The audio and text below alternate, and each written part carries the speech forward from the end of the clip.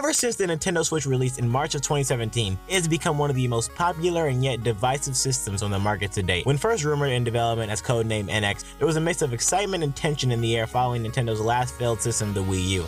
Many people were nervous, asking themselves, can Nintendo get back on track after such a hard crash? Well, with a unique experience and rapid success, it has almost been a year since the release of the Switch, and it has become the fastest selling US home console in history. Ladies and gentlemen, I'm your host, the Geeks Gamer, and welcome to another segment of A Geek's Perspective. And today, we're going to be talking about my opinions, whether positive or negative, of the Switch now and my outlook of the system going into 2018. Let's begin. Hey, they're like, get this crazy man off the streets!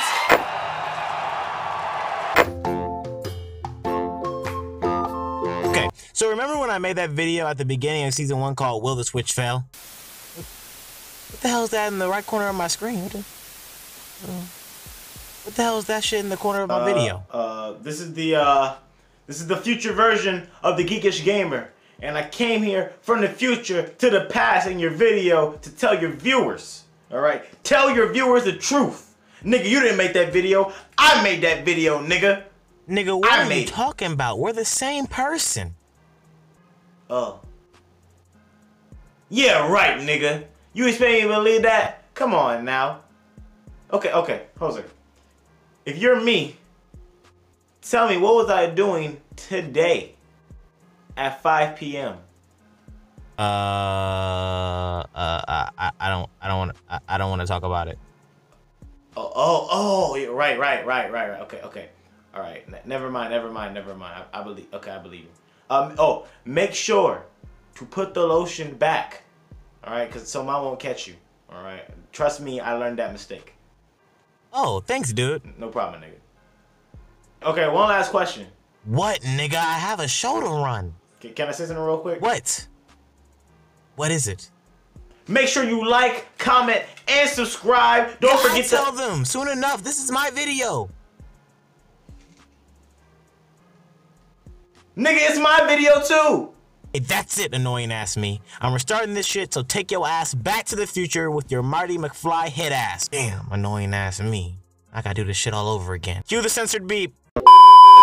Okay, so I made a video back during Season 1 called Will the Switch Fail, in which before the release date of the console, I wanted to take a look at the stats and tell you guys why the Switch wouldn't fail. At the time, I was very excited for the console hybrid, but as of now, I've become so disappointed with the system at times, it has caused me to stop my purchase of the item when in such times I would be ready to pick it up. It all started when the console released after a week. The pricing of $350 seemed so promising until I looked and started to see all the things Nintendo had priced the shit out of. A pair of Joy-Cons were $80, and if you wanted just one of the freaking Joy-Cons, it would cost you $50. Damn! Not to mention a Pro Controller being $70. The dock system for the Switch was $90, which made me even more angrier as this was a thing essential to keeping the system alive. And even though it is a smart money grab move, it's nonetheless an even more dick move on my pockets from Nintendo. Even at this stage in 2018, some of these items aren't really significantly price dropped yet, and are still setbacks from buying the console. The games initially looked amazing, especially Zelda Breath of the Wild, ARMS, Mario Kart 8 Deluxe, Super Mario Odyssey, and so many others. And they still do look amazing. But again, the pricing was interfered for a second time because of Nintendo's third-party publishers adding $10 more to their game with this fucking Switch tax. Seeing that the only reason this happens is because the cartridges cost a lot more to make than a disc, understandable. Okay, I can understand why you'd want $10 more, why you would want a Switch tax, because the cartridges cost more to make than the disc. It's understandable, I can understand that. But then again, I take a look at the games like Tahuo, how do you say? I think it's Tahu Kabuto. Forget, I was gonna say Burst Battle. Tahu Kabuto Burst Battle. All right, it's a game for Nintendo Switch and PS4, but I'm explaining it.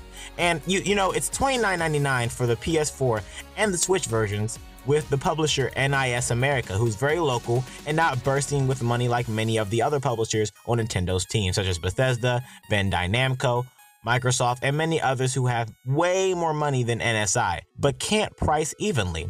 This sits with me, and you know, I start to think about, among other things, that the Switch tax is just greed from corporations who understand that since Nintendo is low on titles, people who are hardcore fans of the system are willing to pay as they're eager to put something in their system. During the year of 2017, Nintendo finally announced that their paid online service, which would be free for customers until fall 2018 with a starting price of $20 for a year, even $3.99 for a month. That is, I can't lie, it's a great price. But still, I saw this coming from a mile away since PlayStation and Microsoft both have started ranking in cash through paid online services. So of course, it would make sense for Nintendo to do this as well.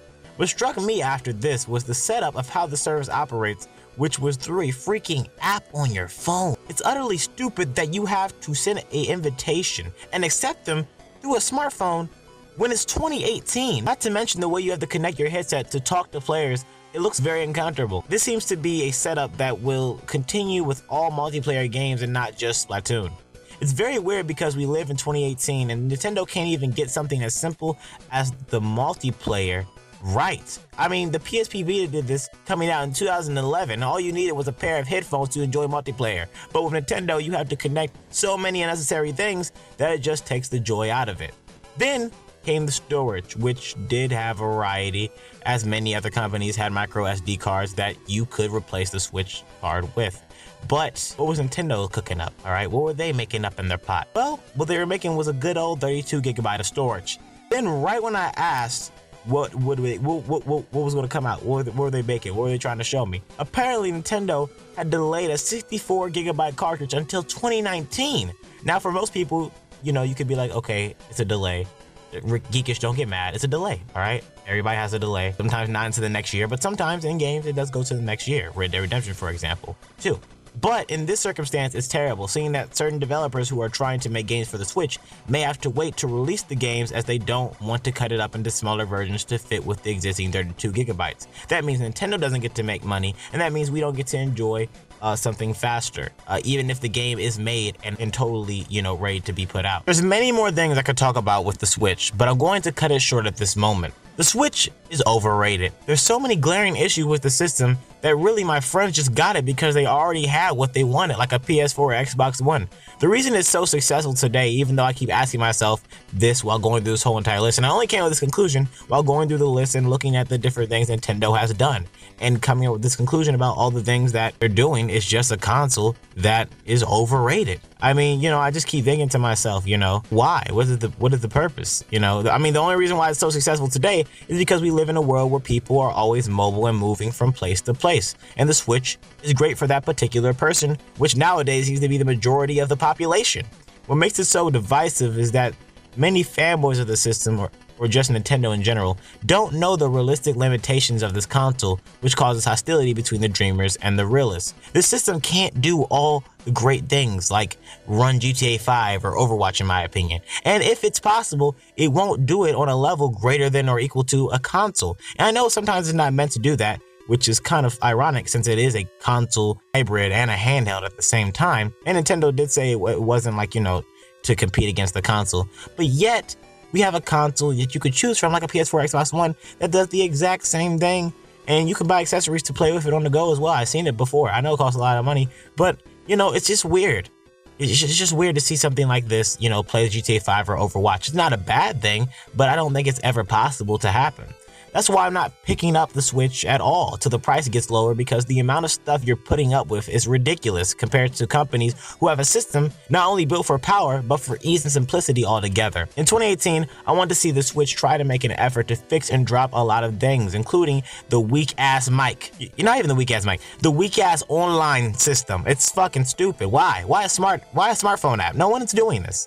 No one's doing this to talk to people and invite people and stuff like that. Except for, I mean, you have Xbox One and PS4 doing the invites and stuff like that. But you don't have to, you know, integrate that with the whole entire video game system like you have to do with a Nintendo Switch. But still, cut out the weak shit with the multiplayer, okay? The prices, cut some shit down. I mean, damn. You want all my money? Come on.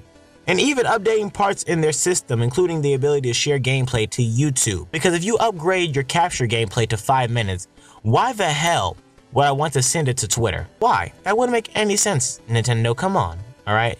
This should force you guys to talk to your people in Japan and tell them to, you know, leave us the fuck alone. so I can make my videos in peace. Also manufacturing the dock to prevent scratches, like how the Xbox One controllers on release day didn't have a USB port. It's like that same structure, not the same thing, but the same structure. If you guys could possibly, not reintegrate, but not even reinvent, but like fine tune the dock for the Nintendo Switch so that people, when they put in their Switch into the dock, they don't have to get their, screen scratched, because no one wants to spend more money to do something that, shouldn't fuck up your console. It should help it. Why is it fucking up my console? I'm sorry, guys, for the cussing. Make sure your kids are away from here. Anyway, thanks for watching, guys. Again, I'd like to give a huge shout out to the whole Geek team and credit to some sources after the video in the credits for helping me with this video. Give me a thumbs up if you like the video, and don't forget to subscribe or comment. I'll see you guys later on the next Ichi Gamer Show. I'm going back to rebrand, and I probably won't be making a video till next month, probably. So I hope you guys enjoy this video. I try to make the most highest quality A/B content with the good audio. Thanks, guys, for watching, and bye!